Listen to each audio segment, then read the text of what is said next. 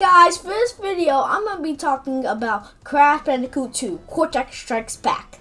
I remember when I got Crash Bandicoot Insane Trilogy and playing Snow Go, taking turns with my family and playing Crash Bandicoot with them. Crash Bandicoot 2, Cortex Strikes Back development took 13 months on a budget of $2 million. You can't really go far with that today. Only thing you can really make is a pre-rendered cutscene. The game came out on October 31st, 1997. So, it came out 23 years ago. Developed by Naughty Dog and published by Sony Computer Entertainment. When the game came out, it was praised. They made over $7 million. I did not play much of it when I was a kid. When I was a kid, I remember only playing a few levels of it, maybe playing the first world, and that's all. That's really what I did for the entire trilogy. I did not return to the game until Crash 4 was announced. I played it on the Insane Trilogy, and I will review it on the Insane Trilogy version, but on the PS5 backwards compatibility. The footage in the background should be the PS5 version. On that. But was the praise right or was it underrated? Let's find out. It starts. It shows Cortex falling down from his airship right after Crash beat him. I mean, like right after Crash beat him. Like you see him flying in the air and falling down. But when he lands, he sees a glowing crystal. 1 year later, he gets an assistant called Dr. Engine, another new character in the series and a good character in the series. He's golden. Engine says they need 25 more crystals to get the ship to max power, and if no more assistants will get any, he manipulates Crash to go get it. Then we go to Crash, and his sister Coco tells him to get a battery for her, but then Crash gets kidnapped on his way to go get the battery. Then Cortex tells him that he needs to get crystals. If not, the world will destroy. And that's the plot for this game. The soundtrack for the Insane Trilogy version is not as good as the original. When I was listening to the soundtrack, I realized it was not as good, but you can't really switch options to the original soundtrack. Like you can do that in Spiral Reunited Trilogy, but you can't do that in this game for some reason. A main problem in this game is they say Cortex is evil in the title. Like, they give away the mystery inside the title. Like, they could have made a mystery if Cortex was good or evil, but instead they told us in the title. Like, it is a kid's book for 3-year-olds how it is. Like Embryo and Coco are saying that Cortex is lying. You could have done a little mystery map, like who's telling the truth, or was Cortex really evil? But instead, they just tell you in the title. I hate that. They could have gave us some time to realize it slowly. They could have named the game everything else. Well, they may name it Cortex Strikes Back. And that isn't even a good name in my opinion. Sounds kind of catchy, but not that good of a name. Like, come on, game. Like, you could have gave us a little mystery map. But the graphics are pretty good for this game. I recommend getting this game on PC. On that, you can run 60 FPS and lots of more stuff. On consoles, it's locked on 30 FPS, even on the PS5 and Xbox Series X. But even on consoles, the game looks good, like really, really good, even on 30 FPS. The footage should be on the PS5, it should be, so you're seeing like how it looks right now. The animations are way more better than the first. It gives Crash a personality, actually. In the first one, Crash didn't really have a personality. He was just this Bandicoot trying to save his girlfriend. But in this game, they actually gave him a personality. And I actually like that for once. Like, they give him the signature Crash dance and everything. And Cortex is amazing. The first one, Cortex was basically Bowser, basically. Not like a 1-to-1 copy, but you could basically say he's Bowser 0.5. But he became so good in this. His animations, the voice actor needs to be praised.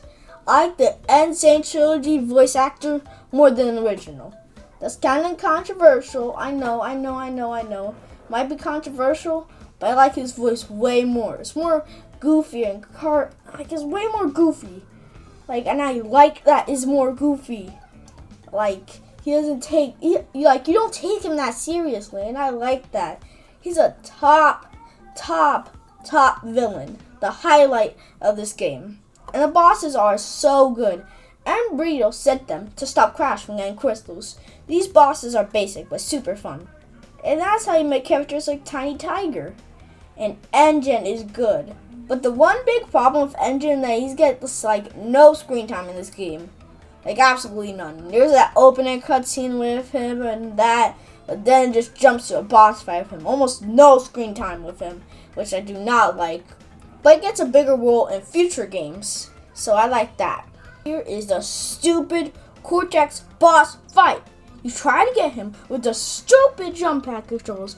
It's just a bland boss in general. Just try to get him with the jetpack, try to hit him.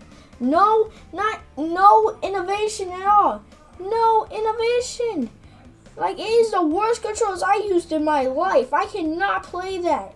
I cannot do this. The controls are terrible. It's bad in the original, but it feels so bad, man. I can't even control Crash. It's not even feel like I'm controlling Crash. It feels like I'm just playing a game. And the part of playing a game is trying to make it as real and make you feel like you're actually playing as the character.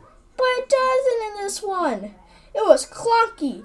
I heard in the PS1 game it was bad, but they didn't even fix it at all. They decided, no, let's just keep it 1-to-1 remake. They could at least change that. But they didn't. They decided, no. It's terrible. It's bad. It's the same problem I Cash 4 with the stupid polar controls. I hate getting all those boxes in that polar levels. I hate it. But I'll get to that in my Crash Bandicoot 4 video.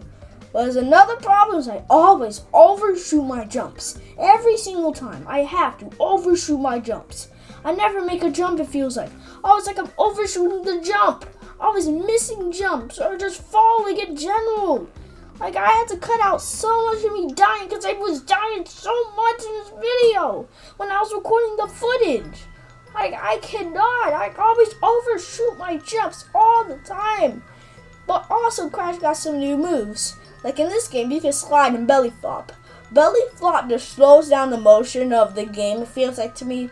So now I'm really a big fan of belly flop. They made it faster than I might like it, but it's just slow in my opinion. Some enemies can only be beat by sliding them. You can ride a jet board. The controls for it are good, but sometimes when there's arrows you're supposed to go up and try to get a box, I always overshoot it feels like, and I'm always not getting it.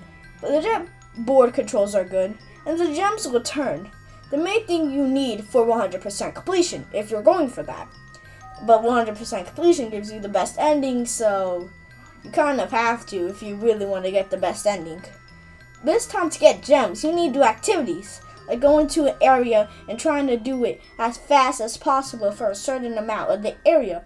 But some levels you need to do backtracking, and I swear the camera is so weird. It is not that good. They did not fix it from the original. I know about the 1-to-1 remake, but could have fixed that. It is so weird. It is not that good. I don't know how to describe it. It's kind of like you can't see in front of you. It's super weird. I always am dying all the time. Every time I do backtracking parts. Mode Hard Crash. That is one of the worst levels I have ever played in a Crash Bandicoot game. You have to do this with the stupid ice physics as you try to dodge nitro crates. You need Uka Uka for this. I don't know someone that can do this without Uka Uka. And I can't imagine people trying to get all the boxes. It is terrible, man. Even if you touch a nitro crate a little, you get blown up and Crash's shoes just go up in the air. And you gotta do the time trials. It is when you have to do the levels as fast as possible. The main one is the platinum relic. That's basically for bragging rights, basically. It's basically just to show off. But relics weren't made for this game, so when you do it into levels that are not built for it, it is annoying. Like, these are not levels built for speeding from. Like, the main one you need for 100% completion, though, is gold. So, that's all you need, just gold. So, if you just want 100% completion, all you need is gold. But you know what they do change that in? Crash Bandicoot 4. But I'll get to that later in my review on it, coming soon-ish. Spoilers for 100% ending if you do not want to see the 100% ending. Watch at your risk. In it, you blow up Cortex ship with all the gems you have collected. Kind of rewarding, actually. I've not got to that ending yet because I'm not 100%ing this game. I'm trying 100% Crash Bandicoot 4, but it's a nightmare, man. It is an absolute nightmare. After not touching Crash 2 for a while, I think the praise is right. Some stuff is wrong, some stuff is annoying, some stuff is just weird in the game. But most stuff in this game is better than the first one. This is my favorite game in the trilogy. Fans of all platformers. Now, next video, I'll talk about Crash Bandicoot Warped. So I see you guys in the next one, guys. Peace. And this time I won't take a buff break, I promise.